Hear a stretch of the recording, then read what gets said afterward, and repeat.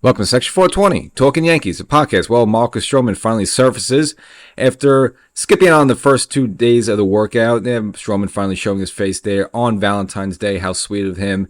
And obviously now you can see a bit of a problem here where now he pretty much stamping his foot down saying that he's refusing to go to the bullpen and he's going to be a starter. So not good news for the Yankees in this outlook. Again, this does not look like a marriage that's headed in the right direction. So we'll analyze this and plus look at the last piece of the free agency market. And that was really the big name Alex Bregman ending up going with the rival Boston Red Sox and a bit of a funky contract there. So kind of break that all down. And of course, a little news from our old friend, dear near Joey Gallo as well. He's still alive. We thought he was done with him, but no, he is back in baseball. So get you caught up on everything, but make sure you subscribe to this podcast, Section 420 Talkin Yankees, the podcast, and there's also the YouTube version of the show, Section 420 Talkin Yankees. Just dropped the latest episode a couple of days ago. Kind of reviewed the first day of spring training. It was kind of like when all the players showed up. Wasn't an actual workout yet, and kind of covered a few different things. Obviously, dealing with Aaron Boone and some of his comments. Gave his first official press conference there. Yankees picking up a lefty. So some other news in there and stuff. So you want to catch that as well. So did mention in the YouTube episode as well is that at least at the time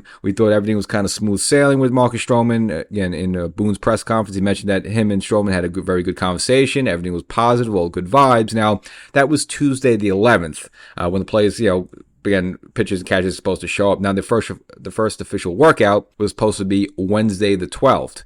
Well, Wednesday the 12th, there was no Marcus Stroman. And then came Thursday the 13th, no Marcus Stroman. So you're saying, what's going on here? Now, according to the new collective bargaining agreement, he actually doesn't have to really physically be there to show up until February 22nd. So now that's according to him, and something he kind of mentioned, when he was asked by the press, when he did finally arrive today, Friday, and that would be, Friday, Valentine's Day, he decided to show up, and he's a little cute, saying, it's a nice thing, today's Valentine's Day, and stuff like that. So being a bit of a smart aleck there. So again, this is not really looking too good. Now, as for Marcus Stroman himself, he actually has a residence in the Tampa area, and I guess part of his reputation that he does work out a lot in the off season there. He's a hard worker there. So, is it possible that he have to really be there for drills and stuff? No, but is it a good look? No, it's not a good look as well.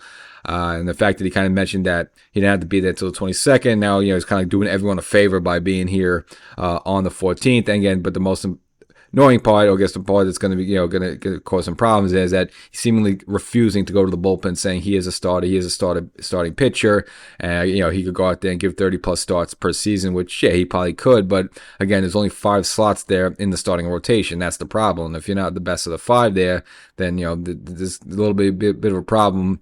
Obviously, you have Cole locked in, you have Rodon locked in with the money paying them, and again, this is the quality of start they give you. You just sign Max Fried, and of course, you have the reigning American League Rookie of the Year, Luis Heel, and that kind of leaves one spot open between Clark Schmidt, seemingly, who again had a little bit better of a 2024, at least more of a positive 2024 than you would say the Marcus Stroman there. So something's gonna have to give there. But again, right now this is kind of getting to look a little ugly. And we mentioned it both on the YouTube episode and here on the audio podcast, just the whole thing about Cashman, when he discussed the whole situation when they brought over Jazz and Gleyber Torres refused to go over third base, kind of saying, I'm a second baseman and that's it.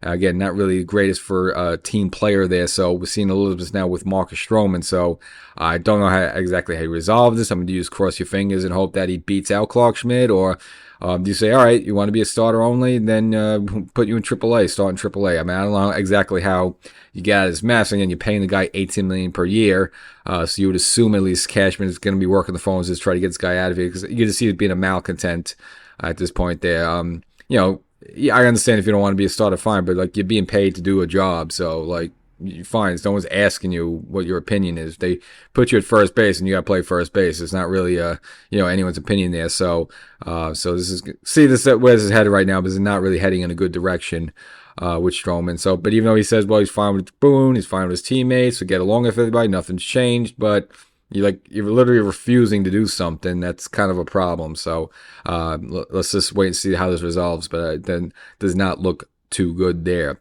And down in spring training, there were a couple of injuries, which we did report on the YouTube episode, one of them being Jay Cousins. Kind of could touch upon it here. Showed up with a sore forearm. So the prognosis there is just to shut him down completely for 3 to 4 weeks, so no throwing at all. And then hopefully once the soreness goes away, he'll resume a throwing program. Now, we did report on the YouTube episode was Clayton Beater, who was at least throwing a side session. Again, he suffered some shoulder problems late last season and during the offseason.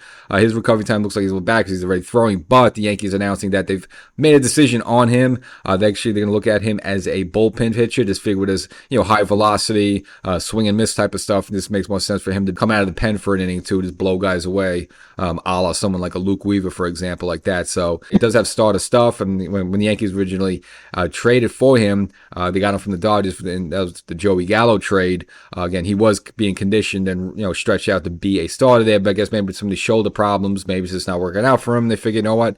Instead of trying to stretch him, maybe easier to see him as someone that comes out, in a high leverage situation, just for an inning or two. So probably going to start off in AAA as a member of the bullpen. So that's the fate there for Clayton Beater. And around baseball, mentioned at the top there, Alex Bregman, who's kind of that last piece of the free agency market that was still remained to be unsigned. Seemed like he was going to go back to Houston, not go back to Houston. Then Toronto was interested, and they weren't interested. Well, a little bit surprisingly, because we didn't even hear them much as a rumor, ends up signing with the Boston Red Sox, a 3-year deal, which could be worth up to $120 million. So it's a little funky there. So technically, it's a 3-year deal, so it's like $31.7 million per season, but there are opt-out clauses after the 2025 season as well as after the 2026 season. So it just depends on how many years he stays in, but if he does opt out after one of those years, he actually technically gets $40 million per season. So the contract may not be worth up to $120 million, but he does have the opportunity, if he wants to be paid $40 million per season if he wants to opt out after the 2025 or 2026 season there. So a little bit of a funky contract. And we're seeing all these little gadgets and stuff they're doing, obviously what the Dodgers are doing with Yamamoto and deferring money and Ohtani deferring money and stuff like that. So, you see some of these funky contracts being drawn up now. That's the way they're doing this.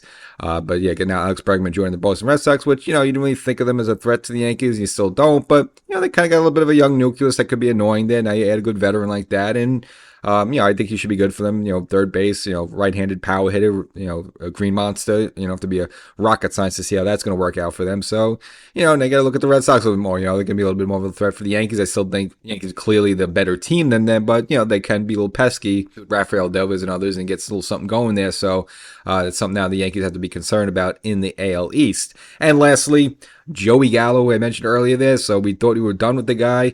I had a miserable season last year with the Washington Nationals, batted 161 with just 10 home runs and like 27 RBIs. Man, I don't know how this guy's in baseball.